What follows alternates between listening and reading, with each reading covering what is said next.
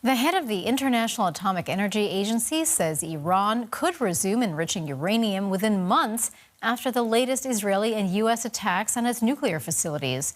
Rafael Grossi's statement contradicted President Donald Trump's claims that last week's bombing raids had, quote, obliterated Iran's nuclear program. The Iranian parliament has suspended its cooperation with the International Atomic Energy Agency following the strikes. Rosemary Kelanic is the director of the Middle East program at Defense Priorities, a U.S.-based think tank. And earlier I asked her what options Washington had to prevent Iran's nuclear advancement.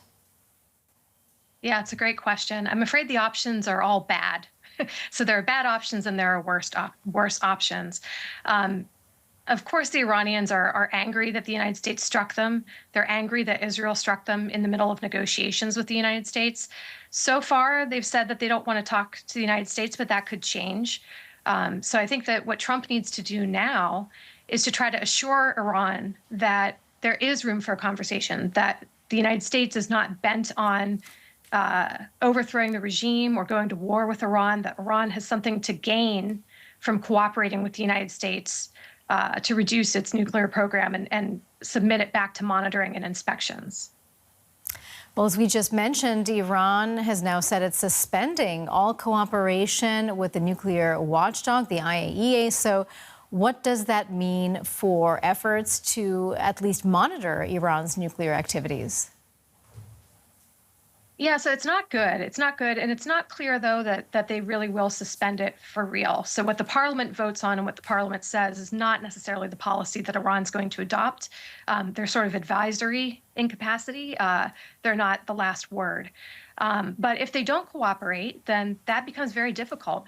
The United States, if they truly want to prevent Iran from weaponizing, needs to have boots on the ground in the form of, ideally, IAEA inspectors, right? I think when President Trump agreed to do these airstrikes, on behalf of Netanyahu, when he agreed to do it, I don't think he was signing up for a long-term war with Iran or any kind of regime change operation. But I'm afraid that there's escalatory dynamics that could lead the United States down that path if it's not careful. Well, we should also mention again that President Trump is claiming that Iran's nuclear program was obliterated, and others are more skeptical. What's your assessment? My assessment is that it was clearly not obliterated. You can't obliterate a program that's 20 years old with many, many sites and an entire generation of Iranian nuclear scientists. You can't just obliterate that from the air with airstrikes. And even if the 3 big facilities that the U.S. was involved in striking, even if those are completely destroyed or damaged, we know, or at least we suspect, that Iran removed materials from those sites. We also know that there are sites like Pickaxe Mountain, for instance, that were not touched by airstrikes. So there are nuclear sites that are still potentially in operation in Iran. And even if there weren't, if Iran really wanted to rebuild, they could do so. They know how to do this, right? Which is why a military response or a military solution has never been the best way to solve this issue. So what is the path forward? If you say a military solution is not the path forward, how do we prevent this type of nuclear proliferation in the Middle East? Look, I mean, Iran, I'm not convinced that Iran was set on getting a nuclear weapon. They wanted options. They had enrichment facilities, but they could have built a nuclear weapon years ago if they really wanted to, right? What I think Iran really wants is they want sanctions relief. They want to deal with the United States, something that makes them like a new full member of the international community and not a pariah state anymore. And to do that, we have to have negotiations. We have to talk with them.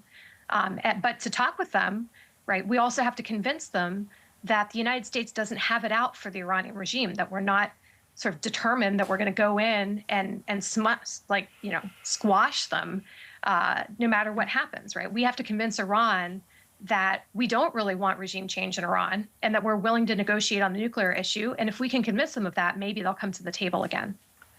That was Rosemary Kelanic, director of the Middle East program at the think tank Defense Priorities. Thank you so much. We appreciate your time. Thank you.